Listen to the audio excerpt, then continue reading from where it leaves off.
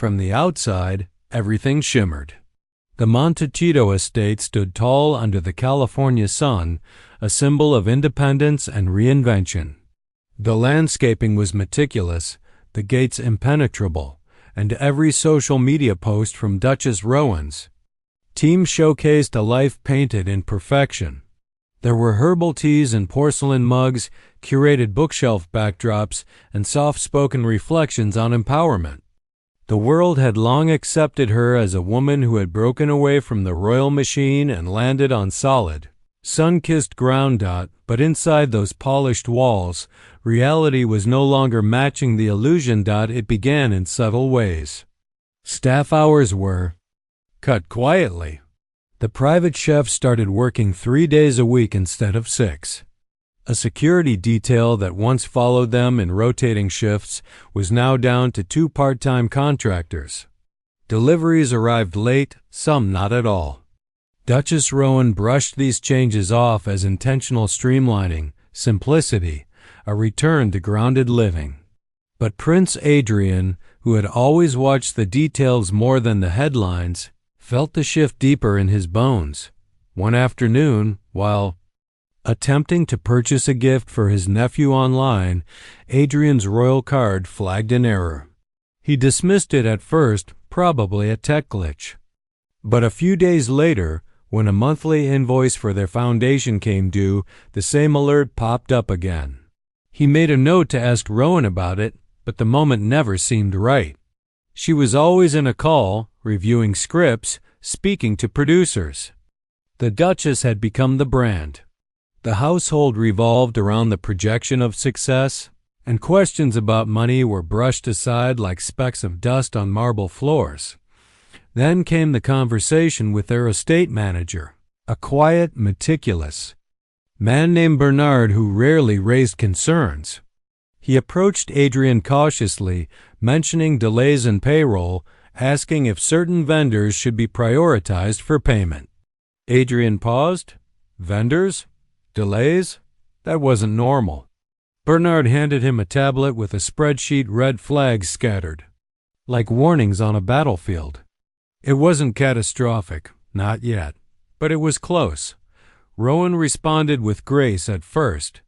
She insisted it was temporary, just a minor shuffle in accounts, that new deals were coming in and everything would stabilize soon. She had it under control, she promised. Adrian wanted to believe her. After all, they had built this life together, forged from exile and ambition. They had left the palace, turned away from privilege, and stepped boldly into what they thought would be freedom. Surely this was just a bump in the road. But that night, as he stood alone in the hallway outside the Home Office and listened to Rowan on a hushed call, something in her voice changed. She sounded strained, measured, like someone asking for an extension rather than negotiating from a place of strength. He didn't confront her that evening. Instead, he stepped outside and walked toward the garden, past the lemon trees and overgrown roses. The silence was heavy. Their dream had always depended on appearances. But now, behind the curated smiles and ambient background music, cracks were beginning to show. And for the first time in years, Prince Adrian wondered if they had traded one gilded cage for another, only this time they'd built it themselves. Trouble that had quietly simmered behind the walls of the Montecito estate erupted into the public eye with the sharp voice of Kevin O'Sullivan, the British broadcaster whose reputation for dismantling public figures had long been a thorn in Duchess Rowan's side. He had circled them for years, dipping into the drama now and then, but this time he struck with precision. His segment aired late on a Thursday evening in the UK. But by dawn in California, the fallout had reached Rowan's team, sitting across from a smirking co-host. Kevin leaned in and began reciting a list not of gossip, but of facts. He referenced unnamed insiders, hinted at unpaid service contracts, and rattled off details about streaming deals that had reportedly cooled. There was no apology in his tone, just certainty. He claimed the Montecito dream was thinning at the seams. The clip went viral before breakfast. Rowan's team scrambled to respond. Her head of communications drafted a statement dismissing the claims as unfounded noise. A junior staffer began flagging tweets for deletion, and the social team flooded the Duchess's pages with smiling photos and motivational quotes. But behind closed doors, the atmosphere had shifted. Kevin's words were landing because they struck too close to truth. Adrian had watched the clip in silence from the guest house. Eyes narrowed, his hand tightening around a ceramic coffee mug. He had been ignoring the signs, believing the facade would hold long enough to quietly correct the course. But now, someone had ripped the curtain wide open, and the world was peering in. He didn't say much when he returned to the main house. Later that day, Rowan was pacing in her study, phone glued to her ear, voice clipped as she spoke to a legal advisor. When she noticed him standing in the doorway, she waved him off without pausing. He stood there for a few more moments, then turned away, heading down the hall where Bernard, the estate manager, had left another envelope marked urgent. Inside were financial summaries, real numbers. Not projections, not optimistic forecasts, but actual figures. Outflows, late payments, diminishing reserves. Adrian read the pages slowly. A line item caught his eye. Legal consulting fees increasing month over month. Another, security retainer adjustment marked pending funding. It wasn't just a rough patch. They were burning money faster than they were bringing it in. That evening, he called Colin Ashford, a trusted advisor from his royal past who now ran a discreet consultancy for high-profile clients in financial crisis. They agreed to meet quietly the following week. Adrian didn't tell Rowan. He needed clarity first, truth untouched by image or branding. Rowan, for her part, remained in damage control mode. She gave a short interview on a women's wellness podcast, spoke confidently about resilience, about being misunderstood.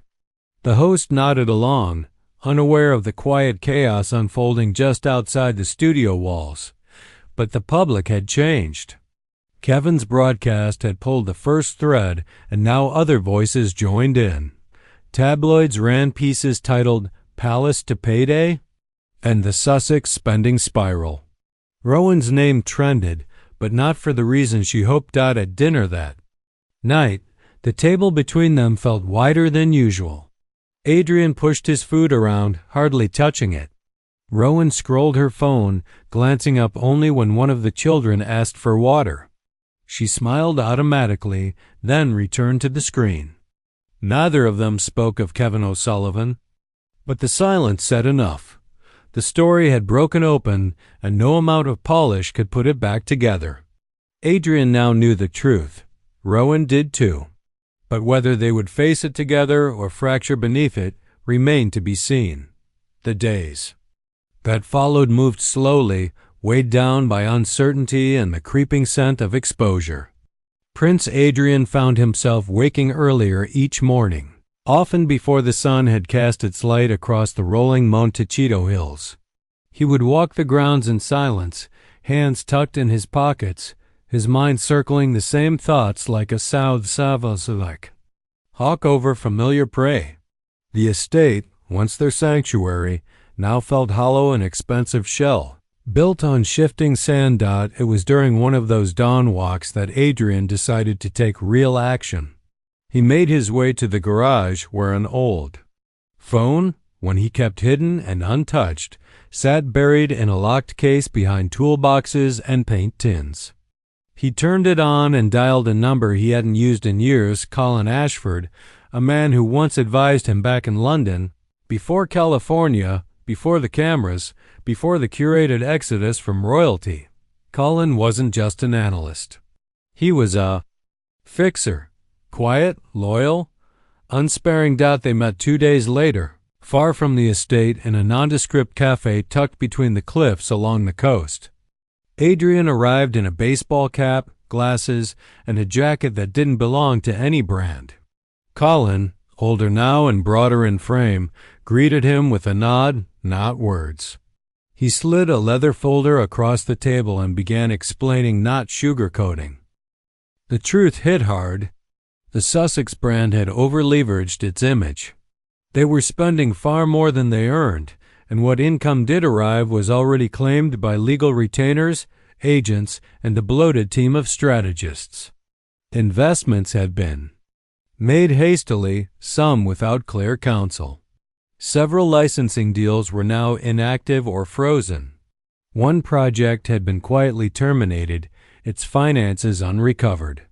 And worst of all, tax complications loomed over at least two of their business entities. Adrian took a long breath and asked for options. Colin laid them out bluntly.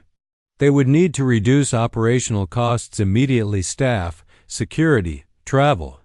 They would need to reevaluate the Montecito estate, possibly lease part of it to a production company looking for private filming locations. They would need to pull back on branding until credibility could be rebuilt. This wasn't about pride anymore. It was about survival. Meanwhile, Duchess Rowan continued to push forward as if denial could outrun the storm. She scheduled an intimate roundtable with female entrepreneurs. She met with a high-end skincare line to discuss a limited edition collaboration. She posted sunlit photos with captions about resilience and healing. To the public, she still sparkled. But inside the home, the sparkle had dulled. Adrian began keeping notes, detailed, discreet, handwritten in a leather-bound journal. Not out of distrust, but out of necessity. He tracked calls, emails, responses, tone. He noticed when people who once called him every week now delayed replies or didn't respond at all. The network was thinning. One evening, as he passed Rowan's office, he paused. The door was slightly open. She sat at her desk, scrolling through headlines, her posture tense, unmoving.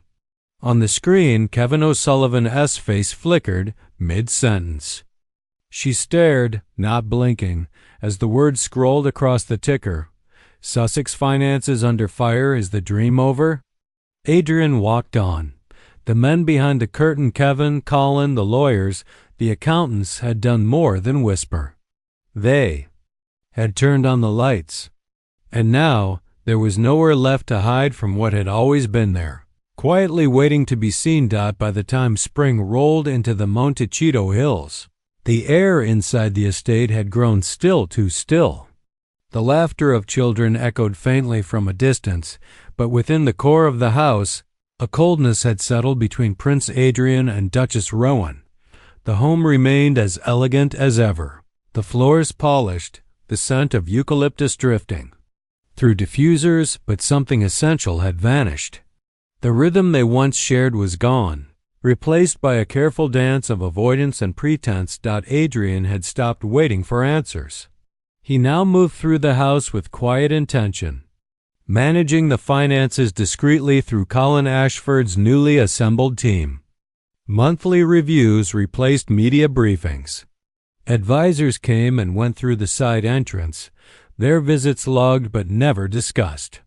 A full audit was underway, one that peeled back years of spending, endorsements, and charitable transfers. Adrian read every line of every report, often into the early hours, a pencil in his hand and a look of quiet calculation in his eyes. Rowan, meanwhile, retreated deeper into public reinvention. She launched a wellness journal, organic, glossy, and filled with photos from soft-filtered garden shoots. She smiled on magazine covers, spoke in hushed, articulate tones about staying grounded, and gave interviews that danced around recent headlines without directly addressing them. Her words were deliberate, her appearance flawless. But behind her eyes, the fatigue had started to show. The divide between them widened without confrontation. Adrian no longer asked for approval. He began handling communications with legal firms on his own. He quietly restructured his personal trusts, moving assets into protected accounts. He made inquiries into properties abroad, Scotland, quietly, through a family connection. These were not threats, not ultimatums. They were preparations. The prince who had once followed was beginning, at last, to lead. Kevin O'Sullivan's BROADCASTS grew bolder. He brought on financial analysts and insiders dissecting the Sussex brand like a fallen empire. Each segment pulled more viewers. Adrian watched one in silence, alone in the guest house. At the end of it, he switched off the screen and simply stared out the window at the dark silhouette of the main house. The life they had built together now felt like a set staged, lit, but hollow at its core. One morning, Rowan entered the kitchen to find Adrian seated at the island, a thick stack of papers in front of him. He didn't look up as she entered. She paused, waiting for a greeting. None came. She asked if he needed anything. He said no, without glancing